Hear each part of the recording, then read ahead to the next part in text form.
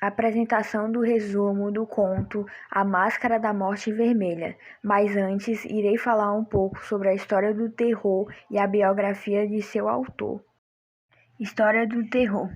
Terror é um gênero literário que está muito ligado à fantasia e à ficção especulativa. Seu objetivo é causar medo e aterrorizar o leitor através da inclusão de coisas assustadoras. Esse gênero iniciou-se baseado em alguns folclores e em religiões e mitos que antigamente eram todos transmitidos de forma oral e depois passou a ser utilizado em contos e livros, que podem contar histórias de bruxas, lobisomens, vampiros, coisas sobrenaturais como fantasmas, demônios, etc. Biografia do autor. Edgar Allan Poe nasceu em 19 de janeiro de 1809, nos Estados Unidos. Filho de David Poe e Elizabeth Arnold, ambos atores de teatro. Ficou órfão de mãe quando tinha apenas 1 ano de idade e foi abandonado pelo seu pai em seguida. Nunca foi formalmente adotado, porém foi acolhido por uma família bem-sucedida financeiramente em Baltimore, na Virgínia, que lhe proporcionou uma educação de qualidade, com os melhores professores do estado na época. Foi um escritor de contos e poesia, crítico literário e editor. Ficou famoso por seu cultivo do mistério e do macabro. Escreveu O Corvo em 1845, que se tornou o seu mais conhecido poema de terror. A atmosfera em seus contos de terror foi responsável por influenciar outros grandes autores, especialmente na Europa, como Arthur Conan Doyle, H.P. Lovecraft e Stephen King. Faleceu em uma taberna em Baltimore em 1849, com 40 anos, em decorrência de doenças causadas pelo uso exagerado de bebidas alcoólicas.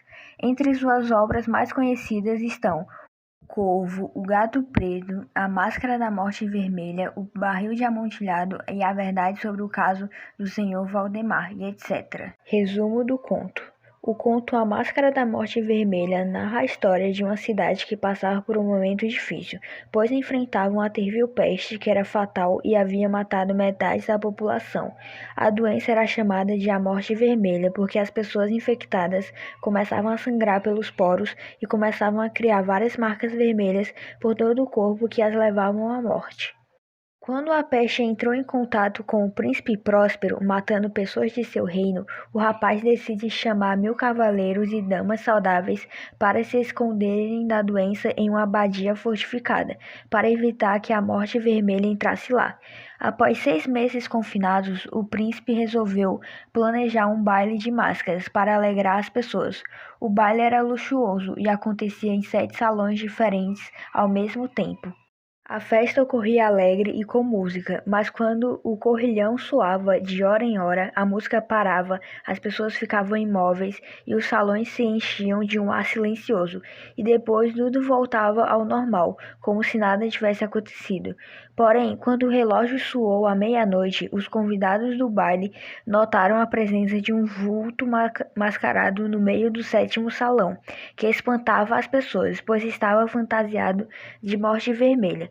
Quando o príncipe percebeu, pediu para que seus súditos agarrassem o mascarado para que ele fosse enforcado. Porém, ninguém teve coragem de chegar perto da pessoa fantasiada de Morte Vermelha. O príncipe decidiu então ir ele mesmo atrás do mascarado e tentar matá-lo com um punhal. Porém, ele é quem acaba sendo morto. Só aí os súditos então apanham o mascarado, mas eles ficam em choque quando, ao tirar suas vestes, não havia nada dentro. Ou seja, aquela realmente era a Morte Vermelha personificada, e todos ali presentes começaram a morrer, um por um, e quando os ponteiros do relógio voltaram a girar, a Morte Vermelha já havia dominado tudo.